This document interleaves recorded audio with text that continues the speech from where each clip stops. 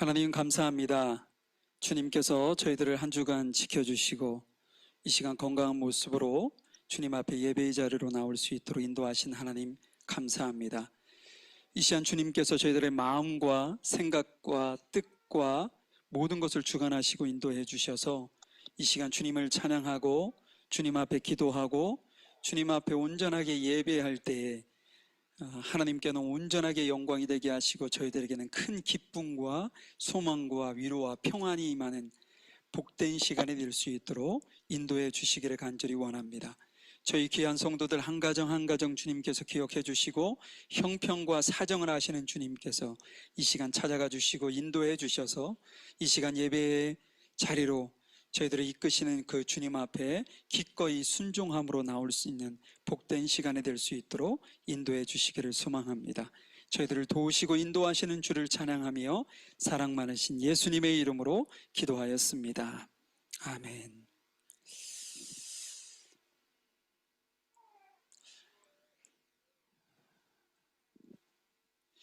저희가 가장 약한 짐승 중 하나를 뽑으라고 하면 양이 아닐까 싶습니다. 근데 그 양이 언제 가장 행복하고 안전하냐?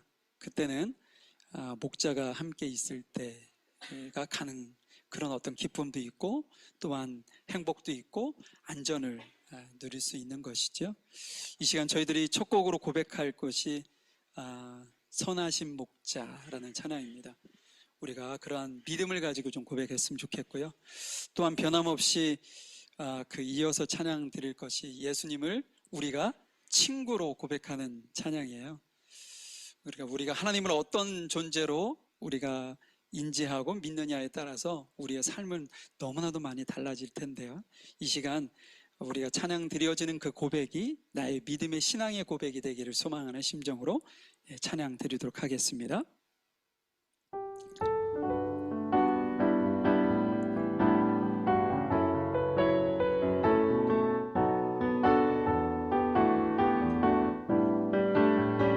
선하신 목자,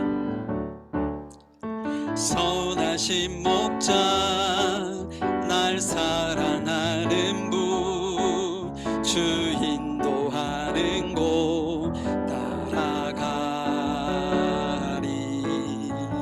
주의 말씀을 나 듣기 위하여 주 인도하는 곳 가려네. 선하신 목자, 선하신 목자, 날 사랑하는 분, 주 인도하는 곳 따라가리.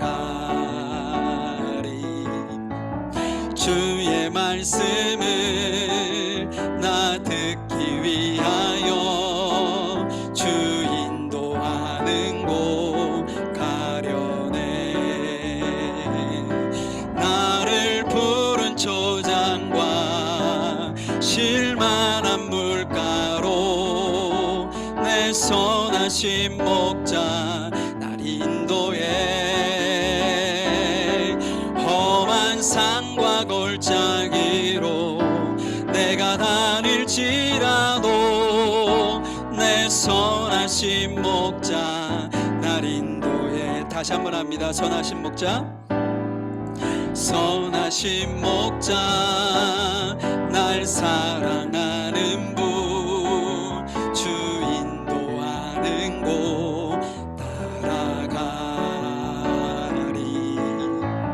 주의 말씀을 나 듣기 위하여 주 인도하는 곳 가려. 나를 푸른 초장과 나를 푸른 초장과 실만한 물가로 내 선하신 목자 날 인도해. 험한 산과 골짜기로 내가 다닐지라도 내 다시 한번 합니다. 나를 푸른 초장과 나를 푸른 초장과 실만한 물가로 내 손 선하신 목자 날 인도해. 험한 산과 골짜기로 내가 다닐지라도 내 선하신 목자 날 인도해. 예수보다 더 좋은 친구 없네.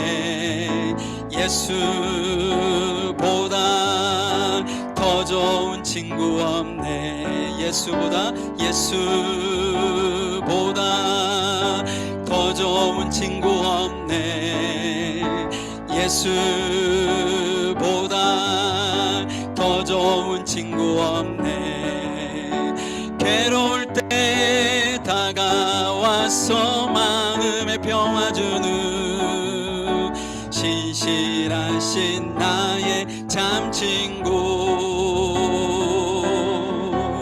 외로울 때 찾아와서 친구가 되어주는 사랑 많은 나의 참 친구.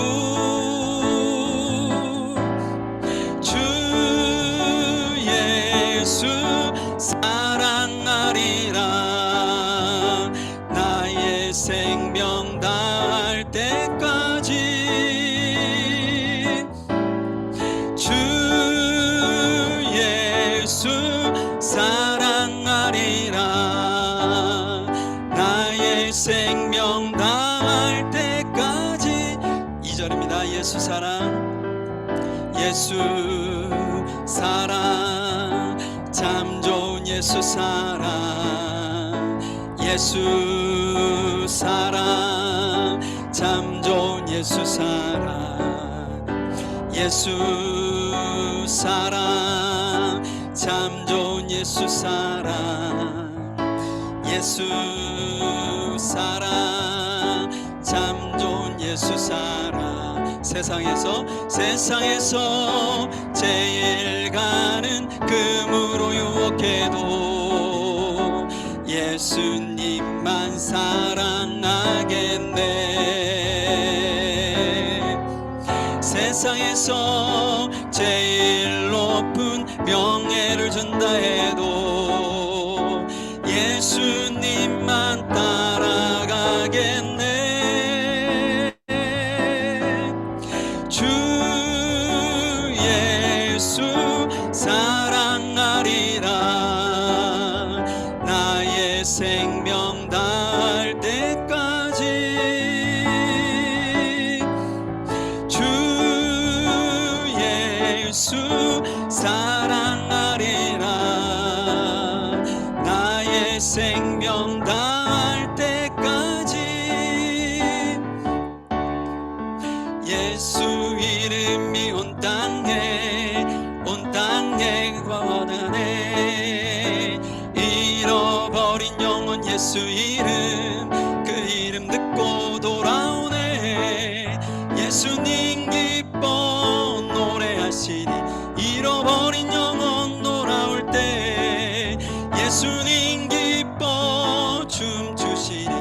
잃어버린 영혼 돌아올 때. 2절입니다. 예수 이름이 온 땅에 선포되네. 하나님의 나라 열방 중에 임하시네. 하나님 기뻐 노래하시니 열방이 주께 돌아올 때 하나님 기뻐 춤추시니 열방이. 2절 다시 한번 찬합니다. 예수 이름이 온 땅에 선포되네. 하나님의 나라 열방 중에 임하시네. 하나님 기뻐 노래하시니 열방이 주께 돌아올 때 하나님 기뻐 춤추시니 열방이 주께 돌아올 때. 아멘.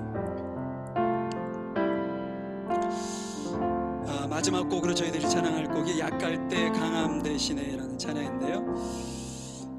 내가 약하다고 생각할 때, 내가 약함이 느껴질 때 실은 그때가 가장 복된 시간입니다. 왜냐하면 하나님께서 우리를 하나님의 도우심이 필요한 그때이기 때문인 것이죠. 이 시간 한 소절 한 소절 여러분들이 마음 깊이 신앙의 고백으로 주님 앞에 드려질 수 있기를 바랍니다. 약할 때 강함 대신에 나의 보배가 되신 주 나의 모든 것, 주 안에 있는 보물을 나는 포기할 수 없네. 주 나의 모든 것, 예수 어린 양 존귀하신 이름. 이 찬양 하시고요.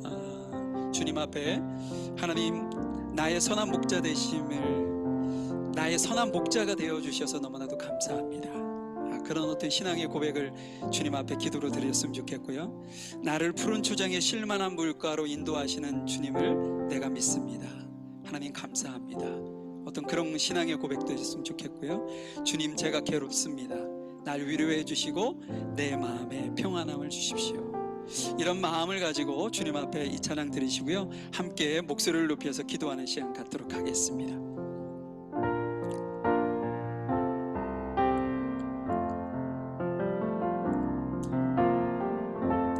약할 때 강함 대신에 나의 보배가 되신 주 나의 모든 것, 주 안에 있는 보물을 나는 포기할 수 없네. 주 나의 모든 것, 예수 어린 양 존귀한 이름, 예수 어린 양 존귀한 이름. 십자가 제사하셨네. 십자가 제사하셨네. 주님의 이름 찬양해. 주 나의 모든 것, 쓰러진 나를 세우고 나의 빈자를 채우네. 주 나의 모든 것, 예수 어린 양 존귀한 이름, 예수 어린 양 존귀한. 십자가 제사하셨네. 주님의 이름을 찬양해. 십자가 제사하셨네. 주님의 이름 찬양해. 주 나의 모든 것, 쓰러진 나를 세우고 나의 빈자를 채우네. 주 나의 모든 것, 예수 어린 양, 예수 어린 양 존귀한 이름, 예수 어린 양 존귀한, 예수 어린 양 존귀한 이름, 예수 어린 양 존귀한 이름, 예수 어린 양 존귀한. 이 시간 우리의 목소리 목소리를 높여 주님 앞에 기도하도록 하겠습니다. 사랑 많으신 아버지 하나님, 주님의 귀하신 은혜 감사합니다. 이 시간도 아버지 하나님이 저희들과 함께 하시고 저희들의 아버지 하나님이 연약한 저희들에게 아버지 하나님이 영적인 목자가 되셔서 저희들을 인도하시고 이끌어 주시는 아버지 하나님 감사합니다. 주님이 저희들의 목자시고 진실한 아버지 하나님의 인도자 되시며 우리의 생명이 되신 주님이신 줄 이 시간 주님 앞에 고백합니다. 아버지 하나님, 저희들을 늘 도우시고 역사하시며 저희들을 푸른 초장에 누이시며 실만한 물가에로 저희들을 인도하시고 역사하셔서 아버지 하나님의 저희들을 공격하고 저희들을 넘어뜨리려고 저희들을 아버지 하나님이여 공습하는 그 어떠한 세력으로부터도 저희들을 늘 아버지 하나님이 안전하게 지켜주시고 인도하여 주시어서 거룩하신 아버지 하나님 앞에 온전함으로 주 앞에 드려지는 저희들의 삶이 되어지기에 조금 더 부족함이 없도록 역사하시고 인도하여 주시옵소서. 또한 온전히 거룩하신 하나님, 종의 아버지 하나님, 저희들이 괴롭습니다. 저희들이 힘들고 어려운 상황이 있고 낭만과 좌절의 시간에 저희들이 있습니다. 주님이여, 이 시간 주님께서 저희들을 불러 모아 주시고 저희들을 도우시고 저희들을 인도하여 주시어서 저희들의 아버지 하나님의 평안함, 주님이 허락하시는 그 평안함으로 인하여 저희들이 온전히 주 앞에 온전하게 세워지며 거룩하신 주께 영광 돌리는 저희들의 삶이 되어질 수 있도록 주여 도우시고 역사하여 주시옵소서. 그로 말미암아 더욱더 하나님 앞에 안전한 모습으로 거룩하신 하나님께서 원하시고 바라시는 모습으로 하나님의 자녀와 하나님의 백성으로 하나님의 부르신 아버지의 귀한 일꾼으로 주님 앞에 온전하게 세워지게 부족함이 없도록 주여 도우시고 역사하여 주시기를 간절히 원합니다. 우리 하나 더 기도 제목을 놓고 주님 앞에 기도하겠습니다. 우리 물가 심기운 교회를 위해서 기도해 주시고 우리 귀한 성도들을 위해서 기도해 주셨으면 좋겠습니다. 우리 성도들 간에는 질병으로 고통당하는 이들도 있고 경제적으로 어려움을 당하는 이들도 있고 영적으로 침체하여 고통과 아픔을 겪는 우리 성도들도 있습니다. 그들의 삶을 주님께서 보장해 주시고 회복시켜 주시고 인도하셔서 건강한 모습으로 하나님 앞에 온전히 드리는 귀한 성도들 될 수 있도록 도우시고 이 시간 말씀 앞에 저희들이 겸손하게 마음으로 온전히 주님 앞에 무릎을 꿇고 겸손하게 주의 말씀을 받겠습니다. 주님 말씀해 주십시오 라는 심정을 가지고 이 시간 다시 한번 주님 앞에 목소리를 높여 기도하도록 하겠습니다. 거룩하신 아버지 하나님 감사합니다. 저희들을 통해 온전히 아버지 하나님이 하나님의 나라와 의를 이루시기를 원하시는 아버지 하나님, 저희 교회 물가심교 교회를 이곳에 세우시고 지금까지도 저희들을 사랑해 주시고 저희들을 인도하셨던 아버지 하나님 너무나도 감사합니다. 아버지 하나님, 저희들이 이 시간 온전히 주여 진실로 주님 앞에 아버지 하나님의 맡긴 바 그 귀하신 사명을 온전하게 감당할 수 있는 교회 되어질 수 있도록 도와주시고 우리 아버지 그 일들을 위하여 우리 귀한 성도들이 마음과 생각과 뜻과 정성을 모으고 온전히 주님 앞에 날마다 무릎으로 기도하며 나아가며 주님을 찬양하며 주의 말씀을 붙들고 주님 앞에 나아감으로 인하여 진실로 물가의 신경교회가 더욱더 하나님 앞에 아름답게 풍성하게 열매 맺는 귀한 아버지 하나님의 교회 되어지기에 조금 더 부족함이 없도록 하나님 인도해 주시기를 간절히 원합니다. 또한 온전히 아버지 하나님, 우리 귀한 성도들 중 주님이여 질병으로 고통당하는 이들이 있습니다. 경제적으로 어려움을 당하는 이들이 있습니다. 영적으로 침체함으로 아버지 하나님의 고통과 아버지 하나님의 울부짖음으로 주님 앞에 나아가는 이들도 있습니다. 주님께서 그들을 아버지 하나님 긍휼히 여겨주시고 그들을 붙잡아 주시고 그들을 인도하여 주시어서 거룩하신 하나님 앞에 아름답고 온전하게 주 앞에 드러지기에 조금 더 부족함이 없도록 주님 인도하여 주시고 역사하여 주시옵소서. 이 시간 저희들이 주의 말씀 앞에 나아갑니다. 주님, 저희들에게 말씀해 주시옵소서. 그 말씀을 통하여 저희들이 온전히 주 앞에 아버지 하나님의 변화된 모습으로 하나님의 자녀된 모습으로 하나님의 백성다운 모습으로 주님 앞에 온전히 나아가며 영광 돌리기에 부족함이 없는 저희들 모두가 되어질 수 있도록 인도하여 주시옵소서. 하나님 감사합니다. 저희들을 사랑해 주시고 저희들을 도우시고 매 순간순간마다 저희들의 연약함을 주님께서 온전히 세워주시고 아름다운 모습으로 주 앞에 세워지는 저희들로 이끌어주시는 아버지 하나님 감사합니다.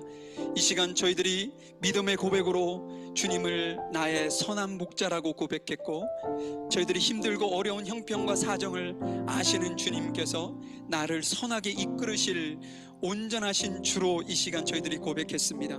하나님, 이 고백이 헛되지 아니하도록 도우시고 하나님께서 날마다 저희들을 찾아와 주시고 저희들에게 말씀해 주시고 저희들을 일으켜 세워 주셔서 하나님의 나라와 의를 위해 아름답게 저희들이 주 앞에 세워지는 귀한 성도들 될 수 있도록 인도하여 주시옵소서. 우리 물가의 심경교회가 더욱더 하나님 앞에 아름답게 세워져 가게 하시고, 많은 아직도 주의 복음을 듣지 못하고 생명을 얻지 못한 그들에게 생명의 말씀, 복음의 말씀을 온전하게 증거하여 그들이 주 앞에 온전히 들어와 하나님의 나라와 의를 확장하는 그 일에 온전하게 사명을 잘 감당하는 귀한 교회 되어질 수 있도록 인도하여 주시옵소서. 이 자리 이곳에 주님이 저희들과 함께 하시고 인도하심을 믿고 감사드리며 사랑 많으신 예수님의 이름으로 기도하였습니다. 아멘. 우리 옆에 계신 분들하고 인사하실까요? 사랑합니다. 축복합니다.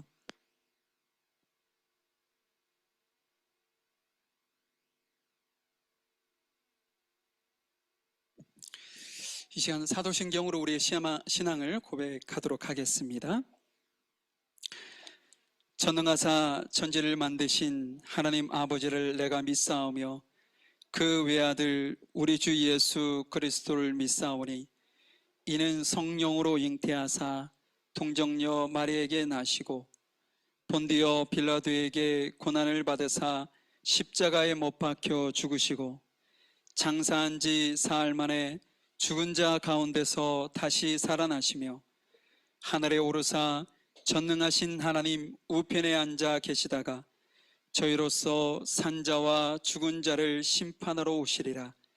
성령을 믿사오며 거룩한 공예와 성도가 서로 교통하는 것과 죄를 사하여 주시는 것과 몸이 다시 사는 것과 영원히 사는 것을 믿사옵나이다. 아멘. 하나님 감사합니다.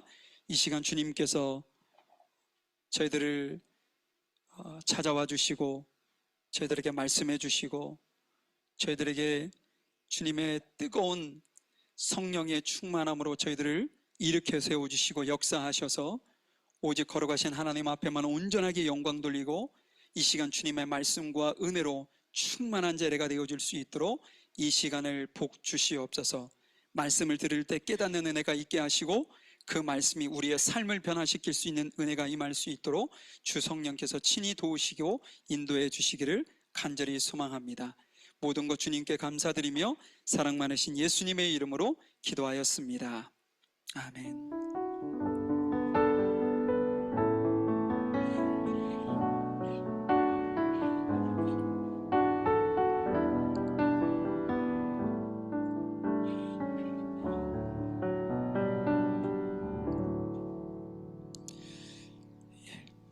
말씀은 오늘 같이 나눌 말씀은 사도행전 1장 1절부터 5절까지 말씀입니다. 사도행전 1장 1절부터 5절까지 말씀입니다.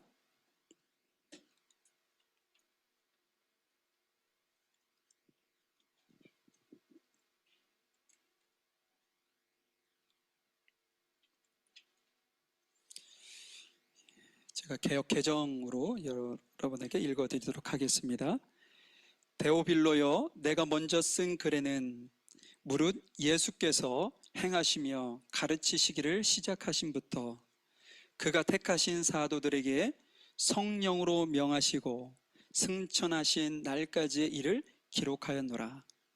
그가 고난받으신 후에 또한 그들에게 확실한 많은 증거로 친히 살아계심을 나타내사 40일 동안 그들에게 보이시며 하나님 나라의 일을 말씀하셨느니라. 사도와 함께 모이사 그들에게 분부하여 이르시되 예루살렘을 떠나지 말고 내게서 들은 바 아버지께서 약속하신 것을 기다리라. 요한은 물로 세례를 베풀었으나 너희는 끝날이 못되어 성령으로 세례를 받으리라 하셨느니라. 아멘. 저희가 지난주까지 누가복음을 저희들이 살펴보았습니다. 오늘부터는 이제 제가 사도행전을 보려고 하는데요. 제가 간단하게 먼저 괴간적인 설명을 좀 잠깐 드리고 오늘 말씀을 좀 보았으면 좋겠어요. 여러분 성경은 구약 성경하고 신약 성경으로 되어져 있죠. 구약 성경은 39권으로 되어 있고 신약 성경은 27권으로 되어 있습니다. 오늘 제가 사진을 좀 한 장 가져왔는데요. 잘 보이실런지는 모르겠습니다. 이게 구약은 뭐 다음에 또 설명할 기회가 있으면 설명을 드리고요. 신약 성경을 먼저 객관적으로 여러분들에게 설명을 좀 드리고 오늘 말씀을 보려고 하는데요. 저희가 지난주까지 누가복음을 보았다고 했어요. 그 신약 성경이 되었든 구약 성경이 되었든 여러분들 보면 목차를 보면 참 복잡하기도 하죠. 이게 무슨 기준으로 이렇게 나열을 했을까 그런 생각도 드실 것입니다. 시간 순으로 기록을 하고 이렇게 배치를 한 거냐? 그건 또 아닙니다. 장르별로 이렇게 구분해서 이렇게 그걸 모아 놓은 것이 이제 성경인데, 구약도 마찬가지지만 신약도 다 똑같은 장르가 아니고 역사서가 있으면 서신서가 있고요, 예언서가 있고 그렇습니다. 그래서 제일 먼저 어떤 책을 이렇게 앞에 두었냐면 역사서를 두었어요. 그래서 마태, 마가, 누가, 요한, 사도행전까지가 그 역사서입니다. 그래서 제가 복음서를 대표해서 누가복음을 제가 여러분들과 나눈 거고요. 그것과 이어져서 사도행전을 여러분들과 나누려고 합니다. 그러면 제가 이제 내년 1월 달로 지금 계획을 잡고 있는데 여러분들과 구약부터 신약을 이렇게 여러분들이 하나로 이어서 보실 수 있는 어떤 그 기회를 여러분들에게 좀 제공하려고 하거든요. 그때 조금 더 디테일하게 말씀을 드릴 텐데, 어찌됐든 역사서를 마태, 마가, 누가, 요한, 사도행전까지가 역사서입니다. 그래서 역사서를 읽으면 시대적인 어떤 흐름은 여러분들이 다 이해할 수 있어요. 그리고 가장 읽기 편한 것이 역사서죠. 근데 신약 성경이 역사서만 있는 것이 아니고 바로 이어서 서신서가 있어요. 서신서라는 것은 편지를 의미하는데 그것도 두 개로 나눠서 바울 서신과 일반 서신으로 나눌 수 있어요. 근데 이 바울 서신이 13권, 일반 서신이 8권인데 이것이 이렇게 뒤죽박죽으로 막 이렇게 기록이 이렇게 또 배치되어 있단 말이에요. 그래서 여러분들이 그것을 시간 순으로 이렇게 보시려면 지금 제가 이렇게 설명드리는 요걸 좀 이해를 하시면 이게 먼저 쓰였고 이게 늦게 쓰여진 거구나 라는 것을 아실 수가 있어요. 자, 사도행전을 보면 그 사도 바울이 3번에 걸쳐서 선교 여행을 다녀오는 것이 기록이 되어 있거든요. 근데 이 서신서가 다 그것과 연관지어서 있습니다. 예를 든다면 1차 전도 여행을 사도 바울이 2년간 어디로 갔었냐면 갈라디아 지역으로 갔어요. 그래서 2년간 선교하고 돌아와서 다시 2차 선교 여행을 가기 위해서 준비하는 기간이 필요하지 않겠어요? 그 기간 안에 들려오는 소식이 갈라디아에서 거짓 복음이 교회 내에서 돌고 있다라는 어떤 소식을 듣게 됩니다. 그래서 거기를 다시 갈 수 없기 때문에 사도 바울이 서신을 썼는데 그것이 갈라디아서. 그래서 갈라디아 교회 교인들에게 보내는 편지, 이게 갈라디아서입니다. 2차도 마찬가지예요. 2차는 지금으로 보면 그리스 지역이죠. 마게도니아 그쪽으로 전도를 갔는데 그곳이 데살로니가라는 지역이 있어요. 그곳에 2차 전도 여행 때 교회를 세웠는데 돌아와서 소식을 듣자니 데살로니가 교회에 문제가 생겼어요. 그래서 보낸 2편의 서신서, 그것이 데살로니가 전서, 후서 이렇게 되는 겁니다. 좀 이따 제가 다음 기회에 설명을 드릴 텐데 이런 식으로 해서 13권의 바울 서신이 기록이 되었는데 이것도 어떤 기록 순서대로 하지 아니하고 그냥 이렇게 뒤죽박죽 되어 있다라는 것을 여러분들이 아시면 될 것 같고요. 일반 서신은 8권이 되어 있는데 바울 서신과 일반 서신의 차이가 뭐냐? 바울 서신은요 수신자가 분명했어요. 예를 들어서 갈라디아서 하면 갈라디아 교회, 로마서 하면 로마 교회, 에베소서 하면 에베소 교회. 이렇게 분명하게 문제가 있기 때문에 그곳에 보내어진 서신이 이 바울 서신이라면, 공동 서신은 뭐냐? 두루 같이 볼 수 있는 서신이에요. 서신이 한 곳에 보내지면 그것에 보관하지 않고 주변에 있는 교회들과 같이 이렇게 돌려보도록 갔던 것이 8권의 책이 있습니다. 그리고 마지막이 요한계시록이죠. 이건 장르별로 예언서에 속하는데 이것이 성경의 맨 끝에 있습니다. 이 장르별로 놓다 보니 말이죠. 자, 그 다음 걸 한번 보세요. 사도행전을 우리가 볼 거니까 사도행전을 좀 대략적으로 여러분들이 알고 우리가 앞부터 쭉 이렇게 보면 도움이 되지 않을까 싶어서 제가 이 표를 한번 준비해 봤는데요. 제가 아까 조금 전에 설명드렸던 1차, 2차, 3차 전도 여행의 그 저쪽을 보면 지도가 나오죠. 그 지역이 1차가 갈라디아, 저쪽 지금 터키의 동쪽이 갈라디아서고요.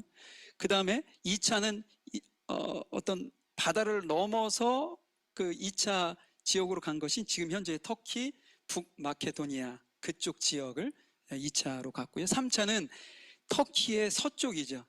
소아시아라고 하는 그 지역으로 사도 바울이 갔고요. 로마는 이탈리아 로마 쪽 맨 마지막에 감옥에 갇혀서 그곳에서 목회서신, 그 다음에 그 옥중서신 7권을 기록하고 그곳에 순교하는 것이 저쪽 로마고요. 자, 그러면 사도행전은 크게 두 파트로 나눌 수가 있어요. 어떻게 나누냐면 1장부터 12장 그리고 13장부터 28장까지 이렇게 나눌 수가 있습니다. 앞부분은 굳이 표현을 한다면 교회의 시작이고 그 다음에 국내 선교였다면 13장부터는 교회가 확장되어지고 그 다음에 해외 선교로 바뀌게 됩니다. 그래서 국내 선교, 교회가 시작되어지는 그런 활동 무대는 어디냐? 예루살렘이겠죠. 그리고 그곳에서는 누구를 대상으로 하겠어요? 유대인들이 대상이었겠죠. 그리고 그 중심에는 누가 있었냐? 베드로가 있었습니다. 그런데 이제는 그 예루살렘을 떠나서 교인들이 막 흩어지기 시작했어요. 왜 그랬나요? 예루살렘에 핍박이 있었잖아요. 그 사도들이 죽기 시작합니다. 야고보가 목이 베어지기 시작해요. 그래서 사람들이 두려움에 떨면서 예루살렘을 떠나기 시작합니다. 그래서 좀 전에 1차, 2차, 3차 전도여행 얘기했던 것처럼 그 지역으로 유대인들이 흘러나가기 시작하는 거죠. 예수님을 믿는 그리스도인 유대인들이 그쪽으로 흘러가게 되는 거죠. 그래서 13장부터 1차, 2차, 3차 그 다음에 옥중까지 여러분들이 내용을 파악하려면 3장씩 이어서 가면 돼요. 첫째 1차는 13, 14, 15 2차는 16, 17, 18 3장은 3차는 19, 20, 21 나머지는 그 22장부터 28장까지 여러분들이 1차 전도여행에 어떤 일이 있었지? 라면 대략적으로 13, 14, 15장을 보시면 대략적으로 어떤 일이 있었고 사도 바울이 어떤 곳으로 갔는지를 여러분들이 대략 아실 수 있을 겁니다. 이 사도 바울이 그 지역은 어디겠어요? 당연히 이방 지역이겠죠. 그 이방 지역에 누가 대상이에요? 이방인들이 대상이겠고 그 중심에는 누가 있었느냐? 바울이 있었다. 다른 분들도 있었죠. 바나바도 있었고 여럿이 있었지만 그 중심에는 누가 있었냐? 바울이 있었다라는 말씀을 하는 거죠. 여러분들이 이렇게 대략적으로 좀 이해를 하시고 우리가 이제 12장까지 볼 때까지는 예루살렘을 중심으로 되어지는 말씀이구나. 13장이 넘어가면 예루살렘을 떠나서 바울이 중심이 되어서 해외에 주의 복음을 전하는 일들이 있구나 라는 것을 여러분들이 머리에 두시고 말씀을 보시면 이 말씀을 통해서 여러분들이 조금 더 큰 은혜가 될 수 있을 거라고 생각합니다. 자, 오늘 본문으로 한번 돌아가 보죠. 오늘 본문을 통해서 간단하게 좀 말씀을 좀 보도록 하겠습니다. 제가 쉬운 성경으로 준비했는데요. 데오빌로 각하, 제가 먼저 쓴 책에서 저는 예수님께서 하신 일과 가르치신 말씀을 비롯하여 예수님께서 선택하신 사도들에게 성령의 힘으로 교훈을 내리신 후에 하늘로 올라가신 날까지 예수님과 관련된 내용을 다 기록하였습니다. 여러분, 여기에 한 사람의 이름이 등장을 하죠. 데오빌로 각하에게 먼저 쓴 책이라는 내용이 나와요. 이게 어떤 책인가요? 어떤 책일까요, 여러분? 누가복음입니다. 저희들이 앞에서 긴 시간 동안 보았던 이 누가복음을 기록한 사람이 사도행전을 동일하게 기록했기 때문에 제가 누가복음을 보고 사도행전을 이어서 보는 건데요. 자, 누가복음 1장 3절에 보면 이런 말씀이 있어요. 존경하신 데오빌로 각하, 저도 이 모든 일을 처음부터 자세히 조사하였으므로 이 일을 각하께 차례대로 기록하여 드리는 것이 좋다고 생각했습니다. 여기도 동일한 인물이 나오죠? 예. 사도행전과 동일한 데오빌로에게 이 기록 목적에 대해서 설명을 양쪽에서 다 하고 있어요. 그러니까 동일한 저자가 누가복음을 썼고 그 다음에 사도행전을 이어서 썼다라는 거죠. 여러분, 누가는요, 예수님이 어떤 일을 하셨는지, 예수님이 어떤 말씀을 가르치셨는지, 예수님께서 어떤 기적을 행하셨는지, 예수님께서 어떤 병자들을 고치셨는지, 예수님이 어떤 고난을 받으시고 십자가에서 돌아가셨는지, 예수님께서 부활하신 후에 어떤 모습으로 예수님의 제자들에게 나타나셨는지, 갖가지 모든 것을 그 누구보다도 잘 알고 있었던 사람입니다. 그래서 그가 지금 데오빌로에게 첫 번째 책 누가복음에서도 예수님이 행하시고 가르치시고 또 부활하셔서 승천하시는 날까지 아주 소상하게 기록할 수 있었던 거죠. 자, 그러면 오늘 사도행전은 어떤 내용이냐? 예수님께서 부활하신 이후부터 기록되어진 책이에요. 그러면 예수님께서 고난받으시고 부활하신 이후에는 어떤 일이 있었는지 한번 오늘 본문을 통해서 확인해 보죠. 3절입니다. 예수님께서는 고난을 받으신 후 사도들에게 자신의 모습을 보여주셨고 여러 가지 방법으로 자기가 살아계시다는 것을 증언하셨습니다. 예수님은 40일 동안이나 이 사람들에게 나타나셨으며 하나님의 나라에 관해 말씀하셨습니다. 여기서 예수님께서 하신 일을 한 세 가지로 나눠서 설명을 하는 것 같아요. 첫 번째가 뭔가요? 부활하신 몸을 보여주셨다라는 거예요. 누구에게요? 제자들과 지난주에 한번 저희들이 살펴보았는데 고린도전서 15장에 보니까 어때요? 맨 처음에 베드로에게 보이셨고 그 다음에 12사도에게 보내주셨고 그 다음에 500명 이상 되는 사람에게 일시적으로 보이셨고 또 야고보에게 보이셨고 마지막으로 바울 자신에게 보이셨다. 사도 바울은 그렇게 고백을 하고 있죠.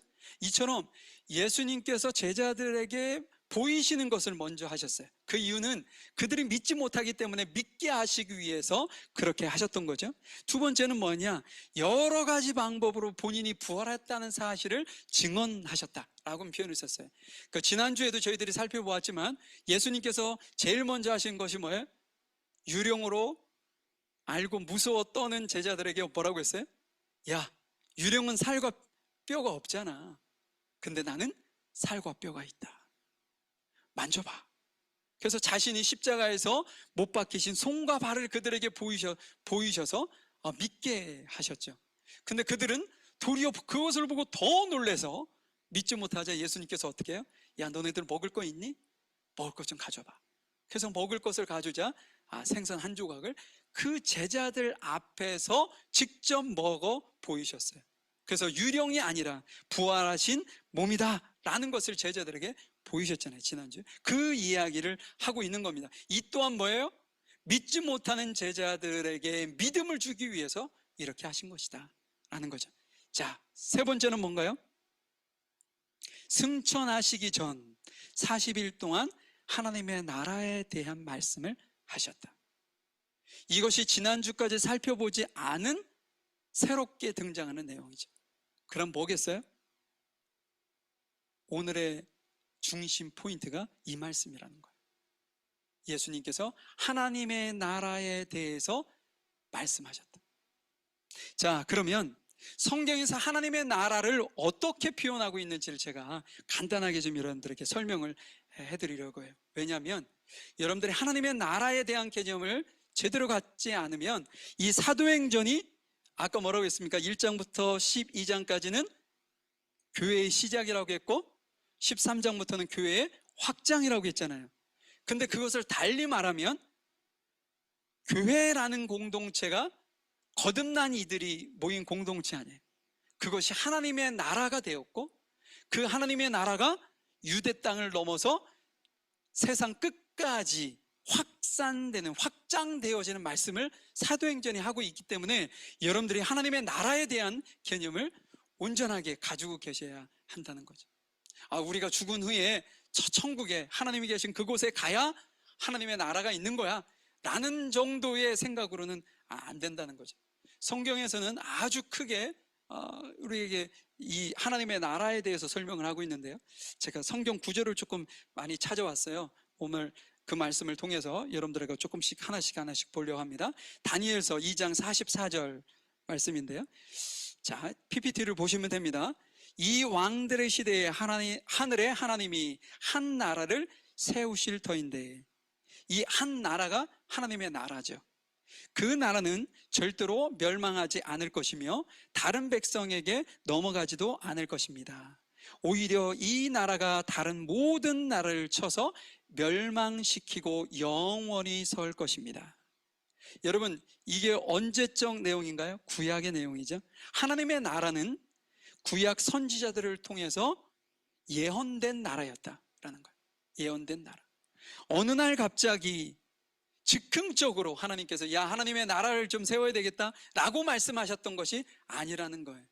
하나님께서는 아담과 하와가 타락하여 범죄하는 그 순간부터 회복할 하나님의 나라를 다시 계획하시고 그것을 혼자만, 본인만 알고 계시는 것이 아니라 사도들, 선지자들을 통해서 백성들에게 선포하셨다, 알게 하셨다라는 거죠. 그래서 하나님의 나라는 알려진 나라, 예언된 나라다라는 거죠. 자, 두 번째는 누가복음 17장 20절 21절에 보면요, 바리새파 사람들이 하나님 나라가 언제 오는지를 대해서 물으니 예수께서 대답하셨습니다. 하나님 나라는 볼 수 있는 모습으로 오는 것이 아니다. 또 보아라, 하나님 나라가 여기 있다 저기 있다 라고 말할 수도 없다. 왜냐하면 하나님 나라가 너희 가운데 있기 때문이다. 예, 하나님의 나라는 어떤 나라냐? 예수님이 오심으로 이미 시작된 나라다. 이미 시작된 나라. 지금 바리새파 사람들이 그 하나님의 나라에 대해서 물어보았을 때 그 예수님께서 하신 얘기가, 야, 구약에 얘기했었던 그것이 지금 이 순간부터 이 순간 시작되었다 라고 말씀을 하는 거예요. 그러면 그들이 생각했을 때 그럼 하나님의 나라가 어디 있느냐? 그들이 질문하는 것처럼 그렇게 질문할 수 있겠죠. 근데 그 질문에 예수님께서 뭐라고 얘기하세요? 너희들 가운데.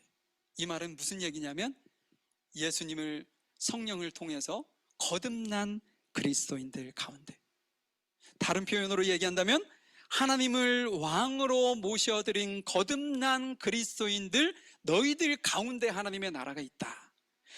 벌써 지금 너희들이 하나님을 영접하고 하나님을 나의 주님으로, 나의 왕으로 모셔드리는 그 순간부터 너희들에게 하나님의 나라가 시작되었다 라는 말씀을 지금 하고 있는 거예요. 자, 제가 간단하게 그 설명을 드렸는데 여러분들이 요지만 이 시간에는 알고 계시면 됩니다. 세 번째는 마태복음 25장 31절부터 34절에 이런 말씀이 있어요. 인자가 모든 천사들과 함께 영광 가운데 다시 와서 영광의 보좌에 앉을 것이다. 여기서 인자는 누군가요? 예수님이시죠. 예수님께서 다시, 그러니까 초림하셨던 예수님께서 제자들 앞에서 승천하여 가셨잖아요. 그분이 다시 오시겠다고 약속하시는 예언의 말씀이에요. 인자가 모든 천사들 앞에서 영광 가운데 임할 때 영광의 보좌에 앉을 것이다. 그때 어떤 일이 이루어지는지 보죠. 32절. 그때 세상 모든 나라가 그 앞에 모일 것이며 목자가 양과 염소를 구분하듯 인자가 사람들을 나눌 것이다. 인자가 오셔서 재림하는 때에 어떤 일이 있느냐? 목자같이 양과 염소를 나눌 거래요. 양은 오른쪽에, 염소는 왼쪽에.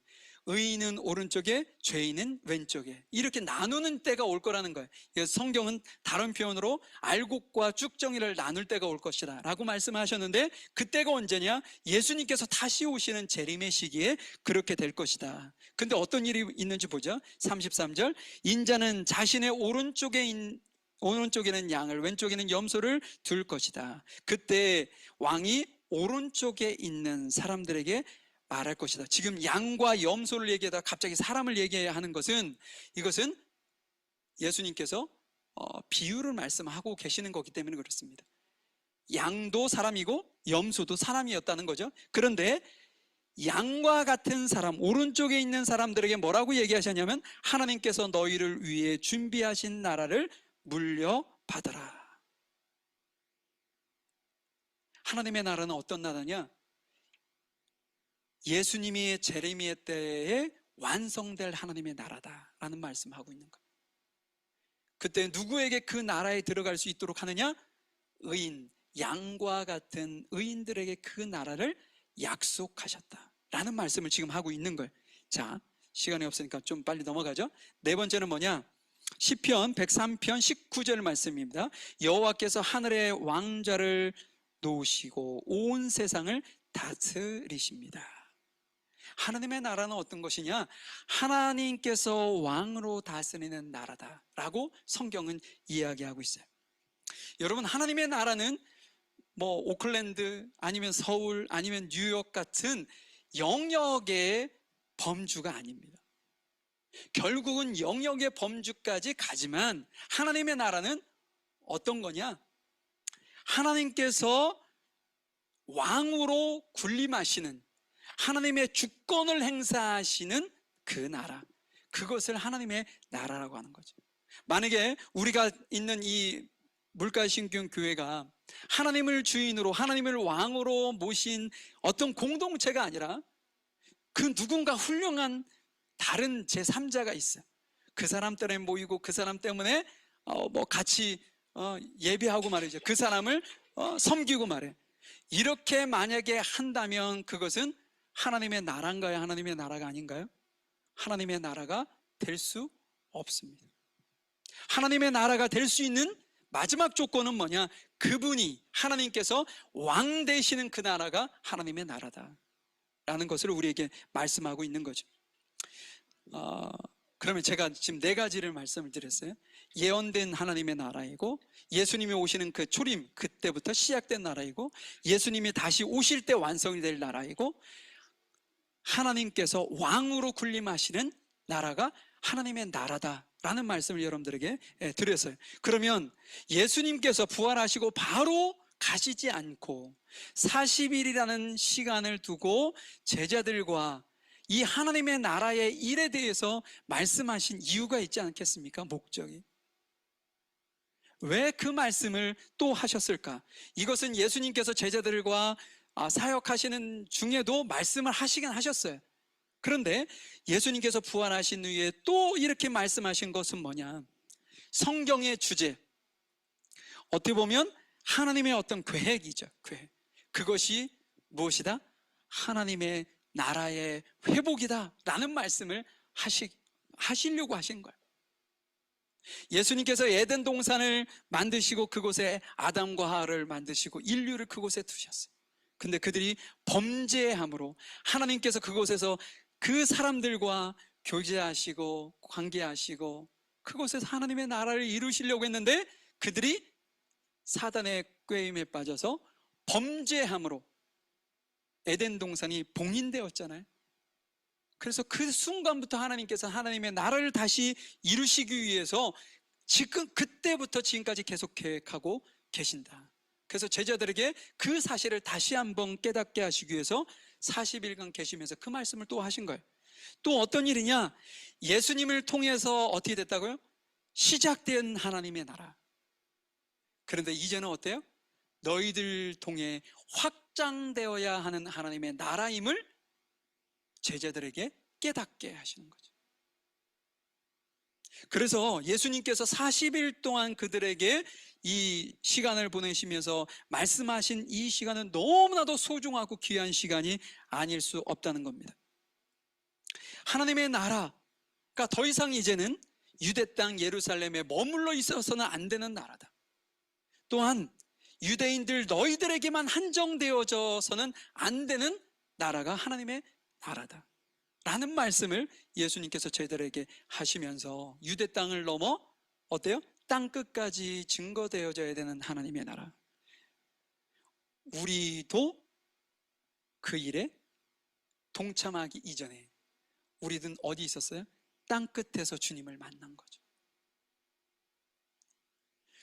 유대 땅에만 만약에 머물러 있어야 하는 하나님의 나라로 예수님께서 가르치시고 하나님께서 역사하셨다면 우리는 지금 이 순간까지도 어때요? 하나님의 존재를 알 수 없고 그분을 나의 주님으로 모실 수도 없는 죄악 가운데 그대로 머물러 있는 존재일 수밖에 없었다. 근데 우리가 땅끝에서 그 예수님을 만났어요. 이 사명을 제자들에게 주실 뿐더러 땅끝에서 만난 우리에게도 동일하게 이 사명을 하라고 우리에게 증인된 삶을 우리에게 요구하고 계신다는 겁니다. 자, 그렇다면 여러분, 하나님의 나라가 이제 우리로 돌아와 보죠. 유대 땅으로 보지 말고 우리로 돌아와서 우리가 땅끝에서 예수님을 만났어요.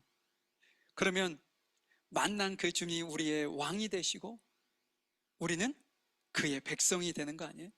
자, 그러면 하나님의 나라가, 내 마음이 하나님의 나라가 된 이 나라가 내 안에, 우리 안에 갇혀 있어는 안 된다는 거죠. 조금 더 확장해서 내가 믿는, 내가 살고 있는 가정 안에 예수님을 통해 하나님의 나라가 이루어졌다면 그 하나님의 나라가 우리 가정 안에 갇혀 있어는 안 된다는 얘기를 하는 거죠. 그것이 우리 교회일 수도 있습니다. 우리가 사는 나라일 수도 있어요. 그 나라가 하나님의 나라가 되면 그것이 그 나라, 그 사람들, 그 민족에게 국한되는 것이 아니라 어때요? 확장되어야 한다는 말씀을 우리에게 하고 있는 거예요. 그러니까 우리가 그 사명을 감당해야 하는 것이죠. 내가 만난 그분을 누구에게 전해요? 내 아내, 내 남편, 내 자식, 내 이웃들에게 전해야 되는 거예요. 그것은 곧 하나님의 나라를 그들에게 나누는 것이죠. 우리 가정도 마찬가지입니다. 우리 가정은 하나님을 모시고 너무나도 행복해. 막 이제 부족할 것이 없어. 근데 여러분, 그것으로 족하면 안 된다는 거죠. 그것을 옆에 있는 이웃들에게, 이웃 가정에게, 아직도 예수님을 믿지 않는 형제 가정에게 그 하나님의 나라를 어떻게 해요? 전해야 되는 거예요. 예전에는 백인들이 하나님의 말씀도 독점하고요, 하나님도 독점했던 나라 때가 있었어요. 그래서 안타깝게도 그 피부색을 통해 가지고 그들과 큰 갭을 이루었죠. 그래서 흑인들에게는 복음도 전하지 않았어요. 하나님이 사랑하는 존재로 그들에게 얘기도 하지 않았어요. 하나님의 사랑은 누구에게만 있어요? 백인들 자신들에게만 있다 생각했어요. 여러분, 우리가 하나님을 믿는 이 어떤 그 뉴질랜드 땅이 아니면 한국 땅이 그 복음을 본인들만 독점하고 있다면 그것은 우리가 진정으로 하나님의 사명을 감당하지 못하는 겁니다. 자, 그렇다면 이 땅끝까지 전해져야 되는 하나님의 복음, 하나님의 나라, 우리가 증인된 삶을 살아야 되는데 그 증인된 삶을 우리의 노력과 우리의 힘으로 감당할 수 있는가? 제자들이 스스로의 힘으로, 스스로의 노력으로 감당할 수 있는가? 라는 질문을 던져 봐야겠죠. 그래서 예수님께서 이어서 우리에게 그 답을 말씀해 주셨어요. 4절입니다. 어느 날 예수님께서는 사도들과 함께 식사를 하시다가 이런 말씀을 하셨습니다. 예루살렘을 떠나지 말고 내 아버지께서 약속하신 선물을 기다려라. 이 약속의 내용은 내가 전에 말했고 너희도 들은 것이다. 예수님께서 제자들에게 당부하신 것이 몇 가지가 있는데, 첫 번째는 뭐예요? 떠나지 말아라. 여러분, 예수님께서 십자가에서 죽으실 때 제자들은 어땠나요? 가장 먼저 한 것이 예루살렘을 떠나기 시작했잖아요. 그래서 얼마 전에 저희들이 예루살렘을 떠나 자기의 고향으로 가는 두 제자들에 대한 이야기도 나눴죠. 그들은 예루살렘을 떠났어요. 그런데 예수님께서 지금 뭐라고요? 야, 다시 예수님이 그들을 모시고 떠나지 마라. 두 번째, 하나님께서 약속하신 그 선물을 받기까지 예루살렘에서 약속의 장소에서 기다려라 라고 지금 예수님께서 그들에게 말씀하고 있는 것이죠. 왜일까요? 그것이 약속하셨던 약속의 장소이기 때문에 그래요. 예전에 저희들이 전화기도 없고 집에 있는 전화, 그것이 기껏해야 그 전화였었을 때 저희가 시내로 바깥으로 나가면 이게 참 문제가 많았죠. 나가가지고 누군가하고 약속을 했는데 약속한 후에 만약에 갑자기 뭐 이렇게 급한 일이 생겨가지고 시간이 어그러졌을 때 그 사람을 다시 만날 방법이 없었어요. 여러분들 그런 경험 있잖아요. 저는 어렸을 때 그 고등학교, 대학교 다닐 때 그런 경험이 참 많았거든요. 연락할 길이 없어. 그래서 그때 당시에 저 삐삐도 제가 대학 때인가 그때 나왔던 거거든요.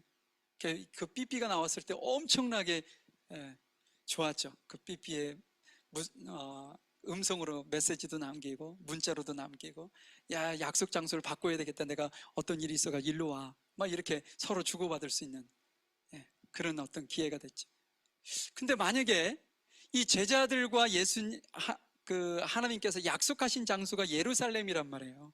근데 이 제자들이 예루살렘을 떠나 다른 곳에 가 있다면 그 약속이 이루어지지 않잖아요. 그래서 예수님께서 제자들에게 당부하시는 거예요.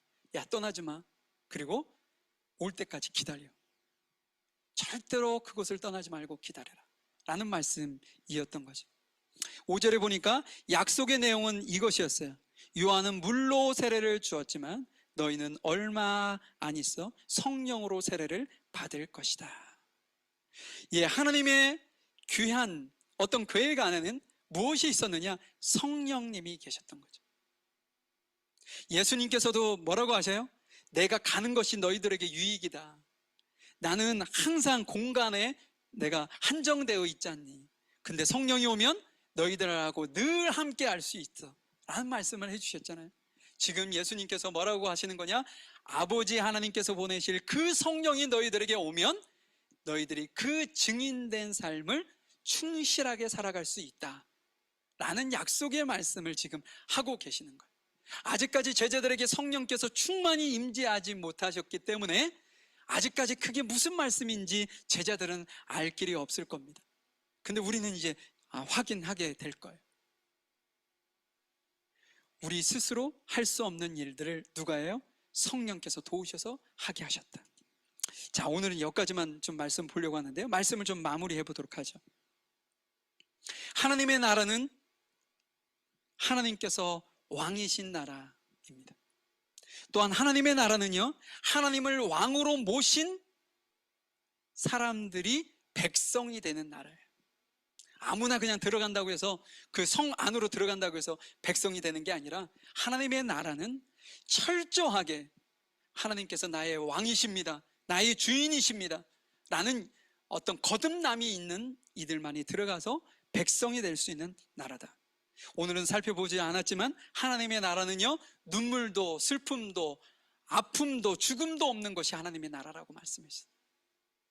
여러분, 이 귀한 나라에 여러분들이 하나님의 나라의 백성으로 저와 여러분들을 하나님께서 부르신 것입니다. 여러분들이 이 믿음에 대한 확신을 가지고 승리하실 수 있기를 바라요. 하나님의 나라가 여러분들 안에 먼저 이루어지기를 축복합니다. 또한 여러분의 가정 안에 하나님의 나라가 이루어지고 우리가 사는 이 땅 가운데 하나님의 나라가 온전히 이루어져서 주님이 주시는 놀라운 축복을 누리며 살아갈 수 있기를 간절히 소망해 봅니다. 그 나라가 나를 넘어 이웃에게 전달되어지는 증인된 삶을 우리에게 하나님께서 요구하시는데, 그것은 우리의 노력과 힘과 우리의 어떤 수고로 되어지지 않는다고 했죠. 어떤 도움이 필요해야 하나요? 성령님의 도우심이 필요하다. 전적으로 성령님의 도우심과 성령님이 우리를 이끌어 주시는 힘으로 곧 임하게 될 성령으로 세례받는 놀라운 은혜와 축복이 있을 때 우리는 거뜬히 하나님께서 우리에게 맡기신 그 사명을 잘 감당할 수 있다라는 사실을 꼭 명심하실 수 있기를 바랍니다. 잠시 기도할까요? 하나님, 주님께서 죽은 자 가운데서 부활하셔서 제자들에게 나타나시고 부활의 몸을 그들에게 보이시고 분명하게 그들이 믿을 수 있도록 그들 앞에 증거까지도 보셨던 예수님, 그 제자들, 부활하신 예수님을 믿는 그들에게 예수님께서 한 가지 그들에게 사명을 허락해 주셨는데, 그것이 하나님의 나라를 이 세상 가운데 이 땅 끝까지 증거하는 그 증인의 삶을 제자들에게 당부하시고 부탁하셨던 것을 저희들이 오늘 말씀을 통해서 저희들이 확인했습니다. 하나님, 제자들뿐 아니라 동일하게 저희들에게도 그 분부의 말씀과 그 당부의 말씀을 하신 아버지 하나님, 저희들이 기꺼이 주의 말씀을 붙들고 오직 아버지 하나님께서 저희들에게 당부하신 이 사명을 진지하게 생각하며 주님이 오신 날까지 승리하는 그런 어떤 삶을 저희들이 살아가기를 소망합니다. 그러기 위해서 주님, 이곳에 저희들에게 성령으로 충만한 은혜를 베풀어 주시고 갖가지 은사와 놀라우신 것으로 저희들을 덧입혀 주셔서 저희들이 더 이상 세상 가운데 육체의 정욕에 사로잡혀 살지 아니하고 성령께서 원하시고 하나님께서 원하시는 복된 삶을 저희들이 살아나가 하나님의 나라와 의를 확장하는 그 일에 저희들이 온전하게 쓰임받는 모두가 되어질 수 있도록 하나님 은혜를 베풀어 주시옵소서. 저희들을 도우시고 인도하시는 주께 감사드리며 사랑 많으신 예수님의 이름으로 기도하였습니다. 아멘.